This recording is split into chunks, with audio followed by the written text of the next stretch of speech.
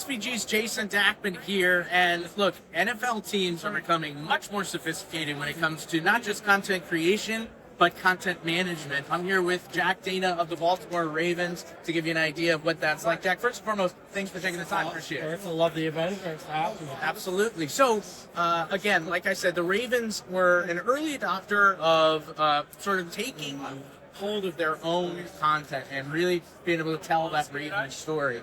That has evolved over the years, and since you arrived, it's really, really ramped up. Tell me a little bit about the recent upgrades in the project that you guys have worked on with Synesys and some other technology.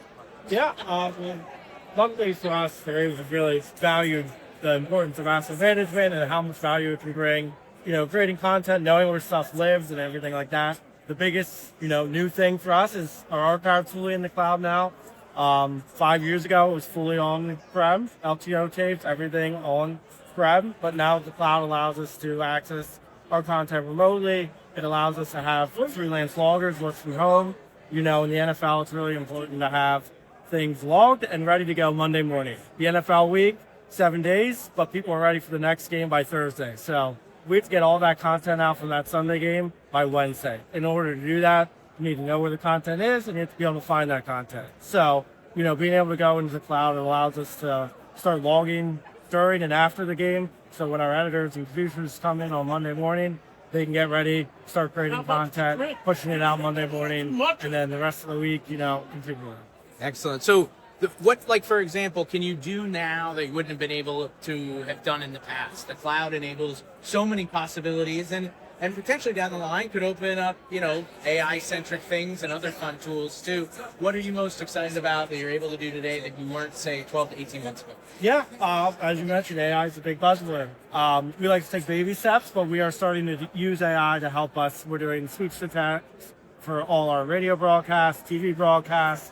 That helps our editors, our producers find the radio calls, find the color commentary that we need to make those more storytelling pieces. Before, we would have to sit there and scrub through and listen to a 4-hour radio broadcast, which isn't great when you have such a tight timeline. So that helps us. And then we're also able to automate all the manual stuff that we used to have to do, which includes making sure it's backed up into S3. So when we go and need more space on our system or SAM, we don't have to wait for it to back up and then wipe it off our system. And we have the peace of mind in case anything happens, we will always have a backup. So that's kind of where we're at now. Very cool. So for team media managers, whether they be NFL or another team or what's one tip, what's one thing that you think everybody should really keep in mind if you're going to have a successful media management operation in the team and franchise? Yeah. We deal with a lot of, AI, metadata, a lot of technical things. It's important not to lose the personal aspect. Sure. I can set up a system, be like, this is perfect, it's so organized, but if my producers, editors, and team can't find the things that they're looking for, it's not a success. So we're really big on check-ins and end of the year after the season ends, asking the group and individual people, like, how do you find stuff? Were you able to find things? What could we have done better? And then that way we can shape it going forward into the next season. So, the people, the end users are able to find stuff. So it changes every year. We always have stuff that worked out well, and then we have stuff that we can improve on. Always improving. Jack, Yes. appreciate your time. Yeah, thanks so much.